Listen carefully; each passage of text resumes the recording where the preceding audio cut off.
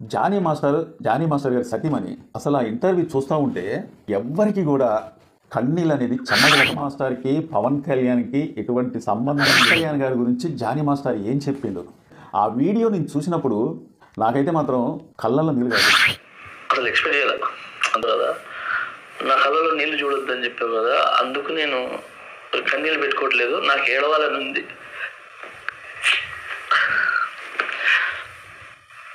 నేను ఏడవట్లేదు అని చెప్పి పాపం నవ్వుతూ ఏడిచింది. అది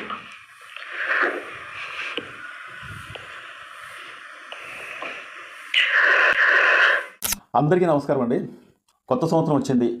ఈ సంవత్సరంలో మీరు అనుకున్నవన్నీ ఏవైతే మీరు ఆకాంక్షిస్తున్నారో, ఏదైతే మీరు సాధించాలనుకుంటున్నారో ప్రతి ఒక్కరికి కూడా మంచి జరగాలని కోరుకుంటూ, ఈ నూతన సంవత్సరంలో ఒక నిమిషం నా గురించి ఇంతవరకు నేను ఎప్పుడు చెప్పుకోలేదండి. ఈ నూతన సంవత్సరం ఏర్పాటైన శుభ సందర్భంగా ఒక్క నిమిషం నా గురించి చెప్దామన్నట్టుగా అనుకుంటున్నాను. ఈ ఛానల్ పెట్టేటప్పుడు మొట్టమొదటిగా నన్ను ఎంకరేజ్ చేసింది నా ఇద్దరు అబ్బాయిలండి.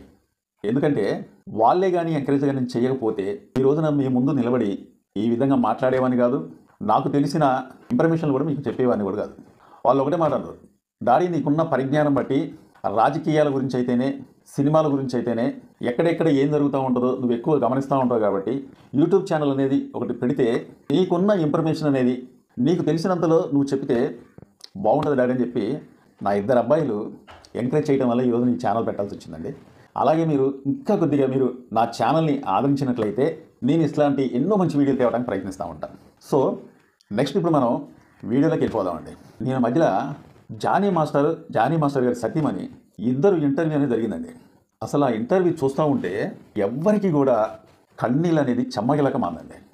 ఎందుకంటే ఎప్పుడైతే అతను ఒక కేసు అతని మీద ఫైల్ అయిందో, అంటే ఎక్కువ అది కోర్టులో నడుస్తుంది కాబట్టి, ప్రస్తుతానికైతే మాత్రం కోర్టులో నడుస్తుంది కాబట్టి ఆ కేసు సంగతి ఎక్కువ చెప్పలేదు. కానీ జానీ మాస్టర్ అతను జైల్లో ఉండి ఎంత బాధపడిందనేది, అంతేకాకుండా జానీ మాస్టర్ గారినే తలుసుకుంటూ జానీ మాస్టర్ గారి కోసం అతను భార్య బయట ఎంత పోరాడిందో, అంతేకాకుండా పవన్ కళ్యాణ్ గారు జానీ మాస్టర్కి పవన్ కళ్యాణ్కి ఎటువంటి సంబంధం లేదు, జనసేన పార్టీ నుంచి ఎటువంటి సంబంధం లేదని చెప్పి వార్తలు వచ్చినప్పుడు వాళ్ళు ఎంత బాధపడ్డారో అనేది, పవన్ కళ్యాణ్ గారి గురించి జానీ మాస్టర్ ఏం చెప్పిండు, ఆయన జైల్లో ఉన్నప్పుడు అతని పిల్లల కోసం ఎంత బాధపడ్డాడనేది ఈ వీడియోలో మీకు నేను స్పష్టంగా మీకు చూపిస్తానండి.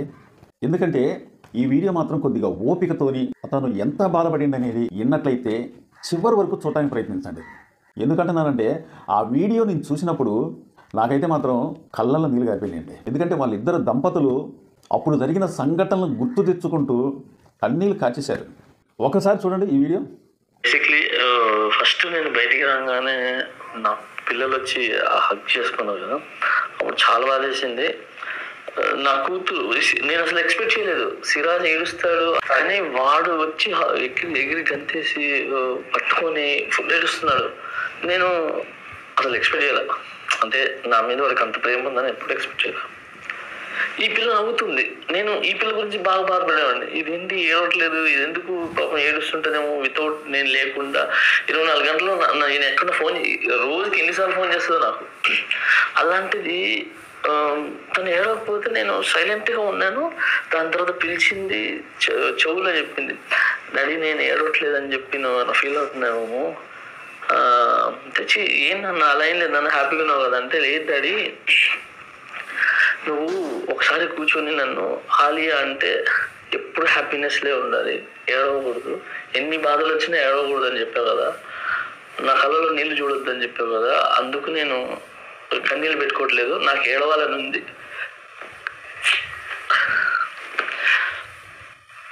నేను ఏడవట్లేదు అని చెప్పి పాపం నవ్వుతూ ఏడిచింది. అది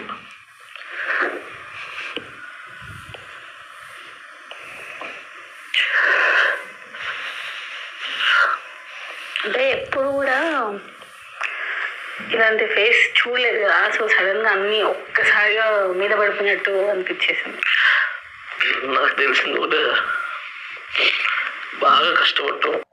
కన్నీళ్ళు కార్చుకుంటూ ఎక్కి ఏడుస్తూ ఆ ఇంటర్వ్యూ ఇస్తూ ఉంటే, ఆ వీడియో చూస్తూ ఉంటే నాకైతే మాత్రం వాళ్ళు ఎంత బాధపడ్డారు అనేది నాకు గుర్తొచ్చిందండి ఆ రోజున. అయితే జానీ మాస్టర్ గారు అతను జైల్లో ఉన్నప్పుడు అతనికి ఒకటి గుర్తొచ్చినారండి. ఏం గుర్తొచ్చిందంటే అతను పిల్లల మీద లాగినారండి ప్రాణం అంతా. అసలు ఏం అర్థం కావట్లేదట, పండుకుంటే నిద్ర పట్టట్లేదట.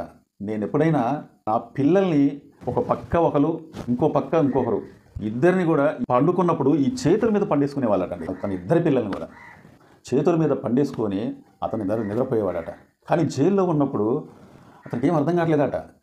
అసలు నేనేంటి, నా పిల్లలు ఎక్కడున్నారు, నేను ఏం చేస్తున్నా, నన్ను ఇక్కడికి ఎందుకు తీసుకొచ్చినారు, నా పిల్లలు నా గురించి ఏమనుకుంటారు, పిల్లలు ఇప్పుడు ఎంత బాధపడతా ఉంటారు అని ఒక మాయని మచ్చలాగా ఇది ఉండిపోయింది కదని చెప్పి అతను మైండ్లో ఈ జన్మంతా నా పిల్లలకి, అంటే అతను అనుకునేదట ఈ జన్మంతా నా పిల్లలు నా పైన ఒక మాయన మచ్చలాగా నిలిచిపోయిద్ది అనే ఒక భావన అనేది వస్తుందేమో అని చెప్పేసి ఆయన బాధపడేవాడట.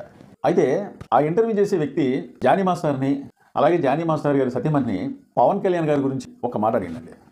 పవన్ కళ్యాణ్ గారు, మీరు ఇంత ఇబ్బందిలో ఉన్నప్పుడు కనీసం గింత కూడా పట్టించుకోలేదు కదా, అంతేకాకుండా మీకు జనసేన పార్టీ నుంచి అలాగే పవన్ కళ్యాణ్ గారి నుంచి ఎటువంటి సపోర్ట్ మీకు అందనప్పుడు మీకు పవన్ కళ్యాణ్ గారి గురించి ఏమనిపించింది అని అడిగినప్పుడు ఇద్దరి నుంచి ఏం సమాధానం వచ్చిందో తెలుసా అండి?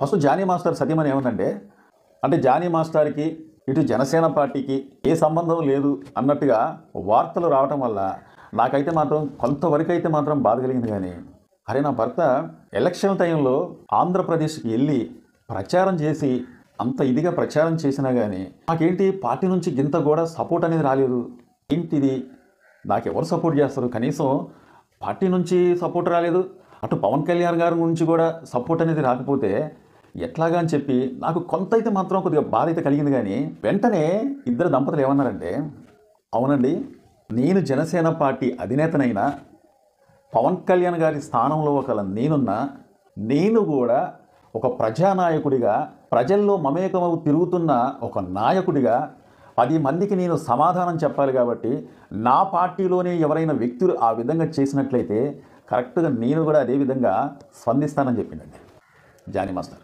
అంటే పవన్ కళ్యాణ్ గారి గురించి ఎంత చక్కగా ఆలోచించిందనేది నాకు అర్థమైంది. అదే ఇంకొకరు అయితే, అరే ఎలక్షన్ టైంలో నేను వెళ్ళాను, తిరిగాను, ఇంటిని డోర్ టు డోర్ ప్రచారం చేశాను, నా హస్తం కూడా నా కష్టం కూడా ఆ పార్టీ ఈ రోజున అధికారంలోకి రావటానికి, కూటమి ప్రభుత్వం భాగస్వామ్యం అవ్వటానికి, ఈ రోజున అధికారం వచ్చిందంటే నాది కూడా ఎంతో కొంత ఉంటుంది కదని చెప్పి ఆయన అనలే.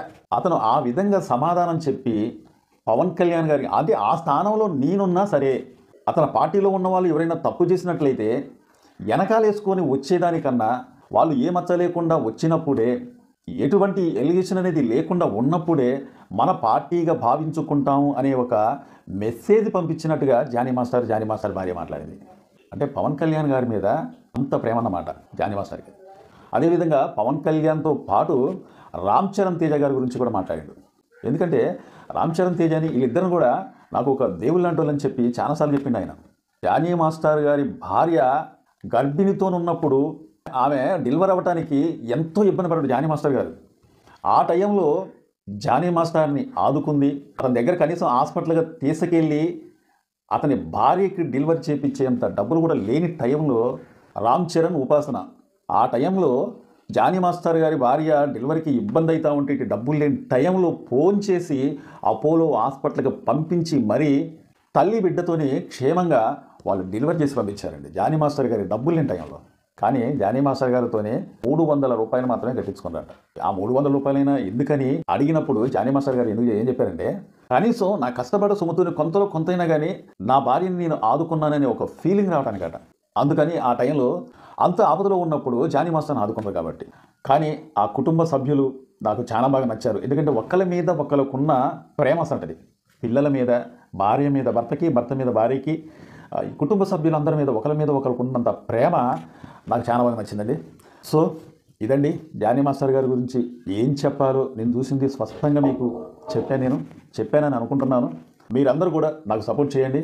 ఎందుకంటే ఈ ఛానల్ని ఇంకా మీరు తలుసుకుంటే చాలు మంచి మంచి వీడియోలు తేవడానికి అవకాశం అనేది ఉంటుంది. మీకోసం నేను ఎప్పుడు కూడా మంచి మంచి వీడియోలు చేయడానికే ప్రయత్నిస్తూ ఉంటా. ఈ వీడియోపై ముఖ్యంగా మీరు కామెంట్ చేయండి, లైక్ చేయండి, అలాగే షేర్ చేయండి. ముఖ్యంగా ఎవరైతే సబ్స్క్రైబ్ చేసుకోకుండా చూస్తున్నారో వాళ్ళు కూడా సబ్స్క్రైబ్ చేసుకొని చూడండి. ఎందుకంటే మేము పెట్టిన వీడియో కూడా ప్రతి ఒక్కరు కూడా మీకు నోటిఫికేషన్ వస్తూ ఉంటుంది. మా వీడియో కోసం ఎదురు చూడండి. ఇట్లాంటి మంచి మంచి వీడియోలు చేయడానికి ప్రయత్నిస్తామంట. నమస్తే.